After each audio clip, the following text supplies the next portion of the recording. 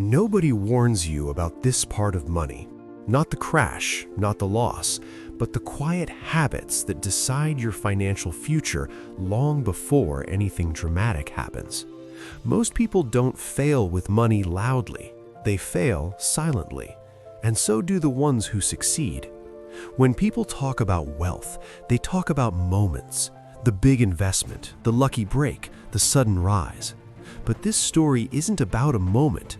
It's about what happened in the background when no one was watching. This is the story of Daniel. Not famous, not rich overnight, no viral success. Just an ordinary professional in his early 30s earning a decent income, living in a city where expenses quietly rise faster than salaries. Like many people watching this, Daniel believed he was doing okay.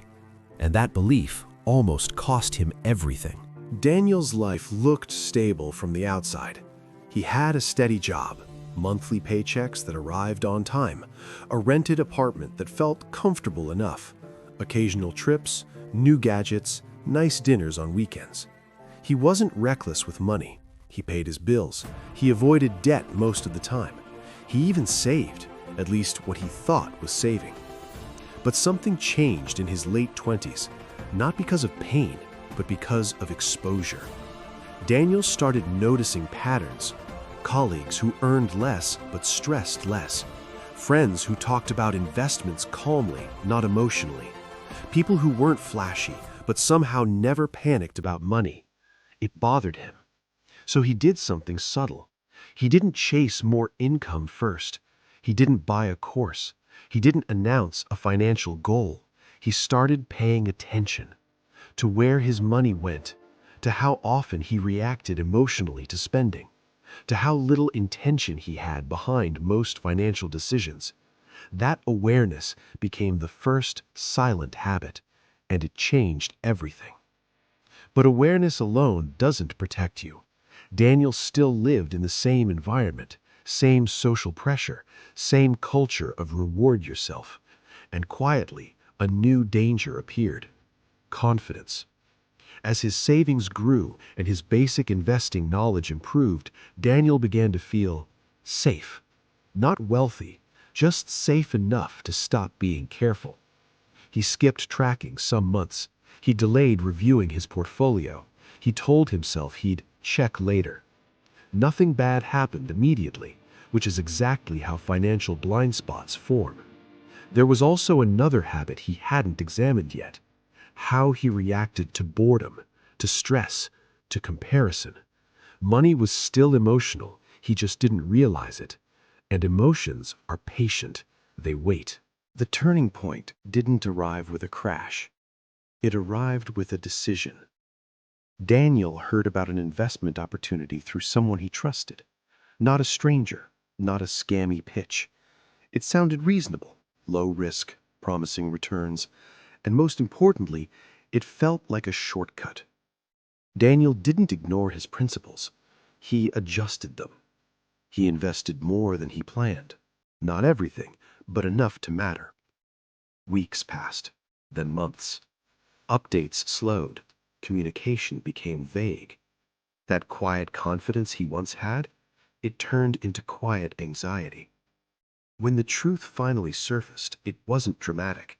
The investment didn't disappear overnight. It just underperformed, then stalled, then became unrecoverable. Daniel hadn't lost everything, but he lost something more painful: time, focus, trust in his own judgment. That night, sitting alone, he did something he hadn't done in years. He opened his finances completely, and he didn't like what he saw. The loss forced honesty. Daniel realized the problem wasn't that single investment, it was what led up to it. He had stopped practicing his silent habits. He no longer reviewed his numbers monthly. He didn't question his motives before spending. He confused familiarity with safety. The financial cost was measurable: a few years setback, opportunities delayed. But the psychological cost was heavier. He felt embarrassed, not publicly, but internally. Ashamed that discipline slipped quietly, frustrated that he ignored his own warning signs. And relationships felt it too. Less generosity, more stress, more internal pressure to catch up. This is the part no one posts about, because nothing looks broken from the outside. But inside, the foundation cracked. Here's what Daniel learned. Wealth isn't built by bold moves alone. It's built by habits that don't announce themselves. The habit of reviewing your money, even when things feel fine. The habit of slowing down before easy opportunities. The habit of separating emotion from financial decisions. Most people think discipline is about restriction. It's not. It's about clarity. Clarity turns money into a tool, not a source of anxiety or ego. Daniel realized that real investing discipline isn't aggressive. It's boring, repetitive, quiet, and boring habits compound faster than exciting mistakes.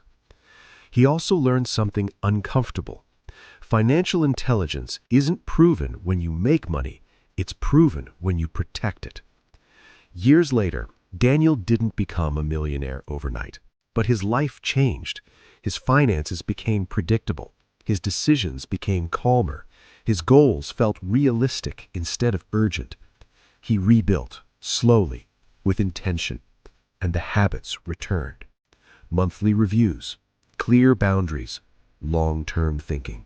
Nothing flashy, but everything solid. If you're watching this and nothing in your financial life feels wrong, that's the moment to pay attention. Because success and failure often look identical in the beginning. They both feel quiet. They both feel normal. They both feel harmless, until time reveals which habits you practiced. The silent ones always win. Subscribe to Wealthy Unscripted for real money stories and lessons that change how you think about wealth.